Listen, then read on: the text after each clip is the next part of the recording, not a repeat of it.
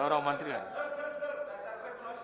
Sir అధ్యక్ష, గౌరవ సభ్యులు అడిగినట్టుగా, పెద్దలు చెన్నూరు శాసనసభ్యులు అడిగినట్టుగా వారి బస్ డిపోకు సంబంధించి గతంలోనే డిఎంఎఫ్టీ కింద ఫండ్స్ ఇచ్చిన ప్రాసెస్ ఉంది. కోర్టు స్టే వెకెట్ చేయడానికి కూడా మా డిపార్ట్మెంట్ మరొకసారి దాన్ని పునఃసమీక్షించమని కోరుతూ తొందరలోనే కోర్టు స్టే వెకెట్ కాగానే బస్ డిపో నిర్మాణం చేస్తామని చెప్తూ, నూతన బస్సు రూట్లకు సంబంధించి వారు ప్రస్తావించినారు. వారి దగ్గర లిఖితపూర్వకంగా తీసుకొని వాటన్నింటినీ పరిశీలించి ఆర్టీసీ బస్సులో ఏర్పాటు చేస్తారు అధ్యక్ష.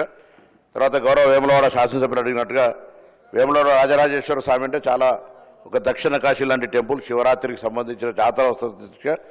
ప్రత్యేకంగా ఎప్పుడు కూడా జాతరకు బస్సులు నడుపుతాం. అదేవిధంగా భక్తుల సంఖ్య పెరుగుతున్న దృష్ట్యా రోజువారీ కూడా బస్సులు నడిపేటువంటి ప్రక్రియలో ఇప్పటికే ఆ సంబంధిత జిల్లా శాఖ మా అధికారులందరికీ కూడా సూచనలు చేయడం జరిగింది. దాంతోపాటుగా వేములవాడ, కొండగట్టు, ధర్మపురి 3 టెంపుల్ పక్కపక్కనే ఉంటాయి. మూడు టెంపుల్కి సంబంధించి కూడా ఇంటర్లింక్ బస్సులు నడిపేటువంటి ఒక ప్రయత్నం. ఎందుకంటే వేములవాడ వచ్చిన వాళ్ళు కొండగట్టు వెళ్తారు, కొండగట్టు నుంచి ధర్మపురికి వెళ్తారు కాబట్టి ఆర్టీసీ పరంగా కూడా సౌకర్యం ఉండేటువంటి ప్రయత్నం చేస్తున్నాం. దీనికి సంబంధించి కూడా వారు కొన్ని కొత్త బస్సులు అడిగినారు, అది కూడా లిఖితపూర్వకంగా తీసుకుంటామనేటువంటి మాట సందర్భంగా మనవి చేస్తూ, దాంతోపాటుగా గౌరవ సిర్పూర్ కాగజనగర్ శాసనసభ్యులు అడిగినట్టుగా బస్ డిపోకు సంబంధించి ప్రస్తుతానికి అవకాశం లేదు అధ్యక్ష. జిల్లా కేంద్రాలైనటువంటి ములుగు, పెద్దపల్లి తీసుకున్నాం.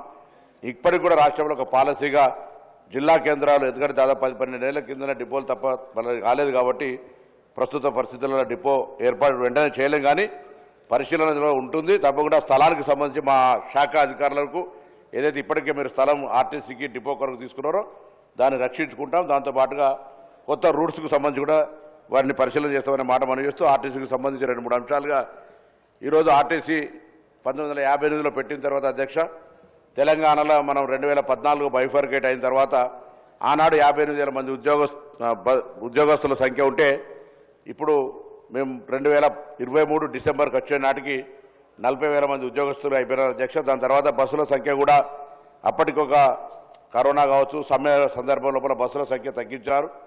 ఇప్పుడు మహాలక్ష్మి పథకం తర్వాత గ్రామాల్లో బస్సుల డిమాండ్ పెరిగింది. దానికి అనుగుణంగా ప్రభుత్వం ఆర్టీసీ బస్సులు కొత్తవి కొనుగోలు చేయడంతో పాటుగా ఆర్టీసీకి ఒక ఖచ్చితమైన నిబంధన పెట్టుకొని 15 సంవత్సరాలు దాటినటువంటి బస్సులన్నింటినీ స్క్రాప్ చేస్తూ ఉన్నాం.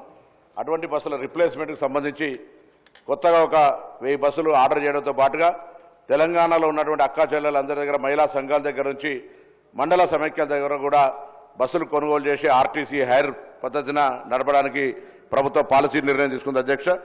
దాని తర్వాత 2012 తర్వాత నియామకాలు లేవు వాస్తవంగా, కానీ మా ప్రభుత్వం వచ్చిన తర్వాత 3038 నియామకాలకు ఇచ్చి పబ్లిక్ సర్వీస్ కమిషన్, అదేవిధంగా పోలీస్ రిక్రూట్మెంట్ బోర్డుకు రాయడం జరిగింది. వాటన్నిటికి సంబంధించిన నియామకాలు కూడా జరుగుతూ ఉన్నాయి అధ్యక్ష.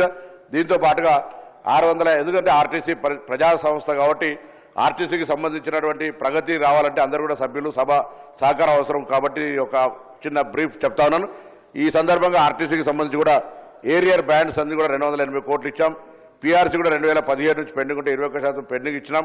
ఉద్యోగ నియామకాలు చేపడతా ఉన్నాం, కారుణ్య నియామకాలు ఇచ్చినాం, కొత్త బస్సులు కొంటా ఉన్నాం. ఇంకా ఇంకేదైనా ఆర్టీసీ పరంగా రూట్ల అంశం ఉంటే నేను దయచేసి గౌరవ సభ్యులందరికీ విజ్ఞప్తి చేస్తా ఉన్నా. కొత్త బస్సులు రాబోతా ఉన్నాయి. ప్రజలు, మహిళలకు సంబంధించిన ఒక అవకాశం వచ్చింది కాబట్టి ఎక్కువ ఆర్టీసీ మీద ఉపయోగించుకుంటా ఉన్నారు. గతంలో 40, 50, 60% ఉన్న ఆక్యుపెన్సీ 100% దాటిపోతున్నటువంటి సందర్భం లోపల నేను గౌరవ సభలో ఉన్న సభ్యులందరి సహకారాన్ని మీ ద్వారా ఆర్టీసీ ప్రగతికి, ప్రజల యొక్క పేద ప్రజలకు సంబంధించినటువంటి ఒక లైఫ్ లైన్ అయినటువంటి ఆర్టీసీకి అన్ని రకాల సహకారం ఉండాలని మీ ద్వారా కోరుతా ఉన్నాను అధ్యక్ష.